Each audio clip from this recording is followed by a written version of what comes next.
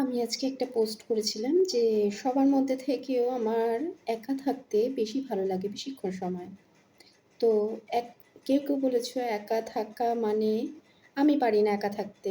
আমার সবসময় লোকজন পছন্দ। হ্যাঁ, সবসময় লোকজন পছন্দ বুঝতে পারলাম। আমি বলছি।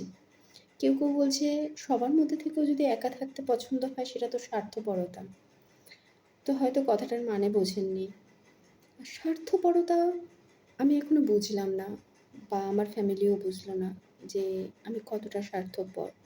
কিন্তু সকাল থেকে ঘুম থেকে ওঠার পর একা থাকা, নিজের মধ্যে থাকা কতটা জরুরি সেটা যারা একা থাকতে জানে ওইভাবে তারা জানে যে তাদের কাছে ওই জিনিসটা কতটা শান্তিপ্রিয়।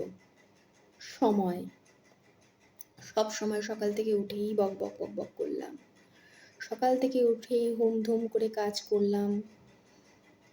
মানে সবসময় অন্যের জন্য করে যাচ্ছি মনে হয়। সবসময় অন্যের জন্য করা বা নিজের ভালো লাগাটাকে নষ্ট করে সবসময় মানে অন্যের চাহিদা পূরণের জন্য বা এটা না করলে এখন হবে না বা ওটা না করলে এখন হবে না। এইরকম মাথায় যদি সবসময় চিন্তাভাবনা থাকে তাহলে একা থেকে নিজের মধ্যে সমস্ত ভালো মন্দ দোষ গুণ নিয়ে কাটাছেঁড়া করব কখন? কখন করব? সকাল সময় এমন একটা দারুণ সময় যেখানে আপনি আপনার জন্য প্রচুর সময় ব্যয় করতে পারবেন কাজের মধ্যে থেকে। আমাকে কিন্তু কেউ বলতে পারবে না যে আমি কাজের মধ্যে না থেকে আমি সেটাকে নিরিবিলিতে করার চেষ্টা করি। চুপচাপ শান্তভাবে নিজের মতন করে। কারণ হয়তো এটা অনেকের বাড়িতেই সম্ভব হয় না। মানে আমি যেটাই করি সেটাতেই যদি বাড়ির লোকজন সন্তুষ্ট থাকে তাহলেই হয়তো সেটাতে সম্ভব হয়। অনেকে বোঝেই না যে একা থাকার মানের শান্তিটা কী। আমি নিরিবিলিতে থাকি, উঠি, নিজের মর্জি মতন উঠি।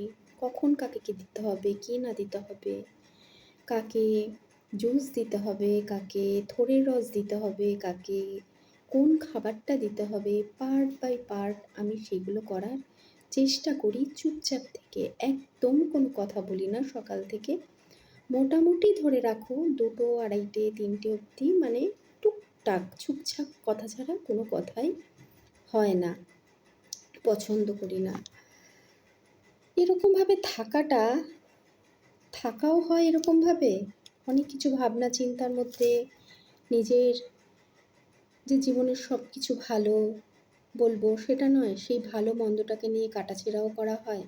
যে এই জিনিসটা ভালো, এই জিনিসটা মন্দ করে এসছি বা করেছি, এটাকে রিপেয়ার করা উচিত। আমি প্রচুর গান শুনি, গানের মধ্যে ডুবে থাকতে ভালোবাসি।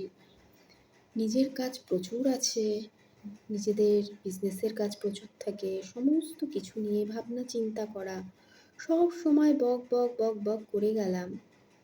কাজের কাজ কিছু আল্টিমেটলি হলোই না। বক করে সবসময় মুখে ব্যক্ত করে সবসময় নিজের মধ্যে থাকা যায় না। নিজের মধ্যে থাকতে জানতে হয়, শিখতে হয়। কেউ বলেছে বই পড়তে পছন্দ করি, বইয়ের মধ্যে ডুবে থাকলে আমি আর কিচ্ছু পারি না। অনেকে প্রকৃতিপ্রেমী হয় যারা প্রকৃতির মধ্যে দাঁড়িয়ে সমস্ত কিছুর কুলকিনারা করতে পারে। মানে মাইন্ড স্যাটিসফ্যাকশন যাকে বলে। আমিও সেরকম একা থেকে প্রচুর কিছুর ভালো মন্দ দিকগুলোকে বিচার করতে পারি। হাতে কাজ চলে, কানে গান শুনি, সব কিছু করি। ধেয়ে বাজিয়ে নিয়ে টেনে জীবনকে নিয়ে চলা যায় না, উচিতও নয়। প্রত্যেকটা মানুষের একা থাকা প্রয়োজন। বয়স হয়ে গেলেও কেউ বোঝে না যে একটা সময় সবার মধ্যে থেকেও নিজেকে নিয়ে ভাবনা করা প্রয়োজন, নিজেকে নিয়ে বোঝাপড়া কিছু করার দরকার। নিজেরও তো প্রচুর ভুল থাকতে পারে, সেটা নিয়ে বোঝাপড়া যদি নিজের মধ্যে চলে তাহলে নিজেকে যদি বোঝাও যে এই জিনিসটা তুমি ভুল করেছো, এই জিনিসটা তুমি ঠিক করেছো, কোনো ভুল করোনি এর ইসে, তাহলে জিনিসটা না অনেক সহজ হয়ে যায়। অনেক কিছু প্রবলেম সলভ করতে তুমি নিজেরটা নিজেই পারবে। তখন তোমার অন্য কারোর কাছে দ্বারস্থ হতে হবে না। তো এর জন্যই একা থাকা দরকার। বিশেষ করে ঘুম থেকে ওঠার পর চুপচাপ হাতে তুমি কাজ করো, যাই করো, কিন্তু মাইন্ড যেন ভেতর থেকে তুমি কথা বলো নিজের সাথে। কারোর সাথে কথা না বলে ভেতর থেকে কথা বলো। ঘরে যত বেশি কথা বলবে, তত বেশি তুমি, আমি মনে করি, ইউজড টু হয়ে যাবে। কথা বলবে তখনই যখন তুমি বসবে চুপচাপ শান্ত মস্তিষ্কে, তখন একে অপরের সাথে ২-৪টে কথা বলবে। ভালো কথা হবে, ভালো টপিক নিয়ে কথা হবে, কিছু বোঝাপড়া থাকবে। সবার মধ্যেই, হাসব্যান্ড ওয়াইফের মধ্যে বলো বা ধরো ঘরের পরিবারের অন্য সদস্যদের সাথে বলো। এগুলো তখন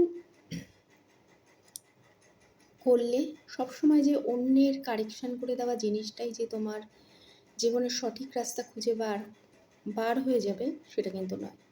তাই বলি সবসময় নিজেকে সময় দাও। আমার যেমন সময় দেওয়ার সময় হলো সকালবেলাটায়, নিস্তব্ধ নীরব থাকে তখন সুন্দর একটা মিউজিক চলে ঠাকুরের, প্রত্যেকদিন ঠাকুরেরই চলে, হরে কৃষ্ণের কিছু চলে, কৃষ্ণের নাম জপ তপ কিছু চলে, বা শ্যামা সঙ্গীত চলে, এরকম কিছু চলে। আর আমি আমার আপন মনে আমি আমার কাজ করি। একা থাকা মানে, সবার মধ্যে একা থাকা মানে স্বার্থপরতা নয়।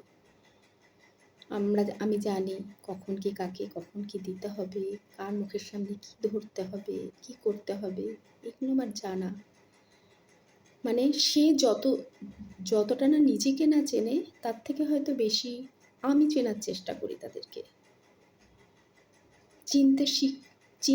এই চেনাটাও বিশাল ব্যাপার। একা থেকে, নীরবে থেকে, তার প্রতি দৃষ্টি দিয়ে তাকে বুঝতে পারাটা, অপরকে বুঝতে পারাটা, নিজেকে আগে বুঝবো তারপরে তো অপরকে বুঝবো। নিজেকে বুঝে অপরকে বোঝা মানে এটা একটা বড় ব্যাপার।